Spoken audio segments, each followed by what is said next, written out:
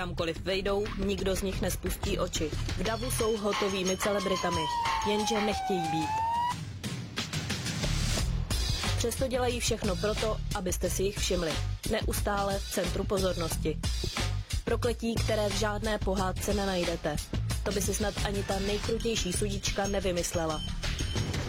Prokletí, jehož jméno řada lékařů vůbec nezná. Prokletí, kterému se teď vydáváme po stopách. Většinou lidi se mi smějou, koukají na mě divně, to mi vadí.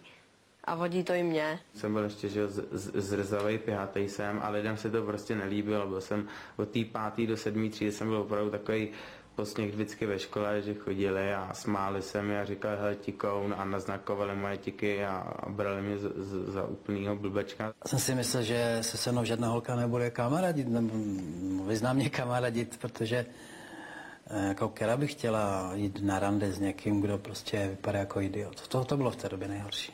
Třeba zjistila až v 39 letech, že mám tenhle problém. Do té doby jsem si myslel, že jsem nějaký vadný. Bylo to úplně náhodou v televizi. Byla jsem z toho možná trochu v šoku, ale zase na druhou stranu jsme věděli, o co jde. A tak jsme se s tím smířili. Ivo Toman zná důvod svého chrochtání 4 roky. Patří mezi ty smolaře, u kterých přibývající věk tiky nezmírnil. Jejich intenzita se různě mění, mohou i na nějaký čas vyhasnout a zase se objevit, ale trvají nejméně rok. Teprve po roce trvání těchto obtíží můžeme říct, že se jedná o Tourettův syndrom. Tak naštěstí já nevykřikuji zprosté slova, jako jsou jiné příběhy. Zatím ono se to stěhuje, možná to dostanu, tak doufám, že ne. Mezitím jsou velké rozdíly. Ve Spojených státech se přes 50% pacientů s Tourettovým syndromem má výskyt té koprolálie, těch sprostých slov. V Japonsku je to 0. U nás je to taky spíš výjimečné. Ivo Toman měl velmi často chuť sprostá slova použít. Když jako malý nedokázal přestat dělat dřepy před celou třídou u tabule, když se bál vyrazit s holkou na rande, když si svými tiky sám ublížil. Jednu dobu jsem furt takhle musel dělat, že jsem tady měl úplně mozoly vydřené. Prostě děláte věci, které nesmíte, nebo nemělo byste dělat. A je to vědomé vlastně, vědomě to děláte. To je na tom to nejhorší. Od chvíle, kdy zná jméno své choroby, se cítí líp. A nejen on, i celá jeho rodina. Šintlík zásadně stříhá.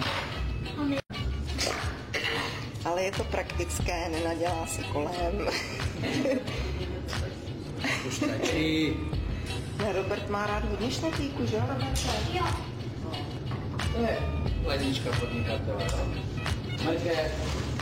Markéz.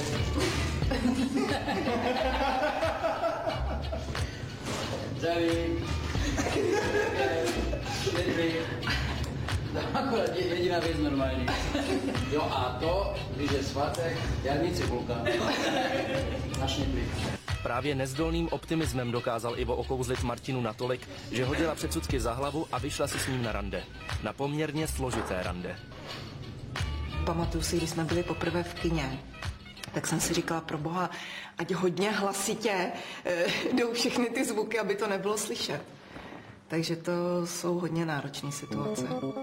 Věčně usměvavá žena si ale dokázala zvyknout. Postupně dokonce vymyslela rafinované způsoby, jak se s manželovým nestandardním chováním vypořádat. Já potřebuju ticho na usínání a teď on se přivaluje, chrochtá, teď se tam různě pohybuje. Tak jsem to vyřešila tak, že jsem si dala špunty do uší, masku na čelo a tak se mi usínalo výborně. No.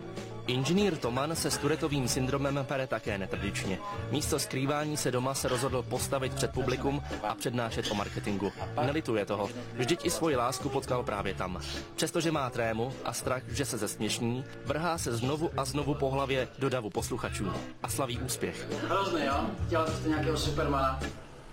Dobře, dáme Supermana. I to ví, tak jsou z toho v šoku, tak jako nedůvěra, první dojem. A myslím, že tak po 2 hodinách, když vycítí, že jako nejsem úplně hloupý, tak už to začnou brát. Máte nějaký jakoby vzkaz pro tyhle lidi, kteří zjistí, že to mají? No, aby se s tím smířili, aby už přestali hledat ty různé alternativní cesty, aby se s tím smířili, aby si uvědomili, že i s tím se dá žít, že i s tím si můžou najít partnera, který je krásný, zdravý, že to můžou někam dotáhnout. Dá se to. Je to těžší, ale dá se to.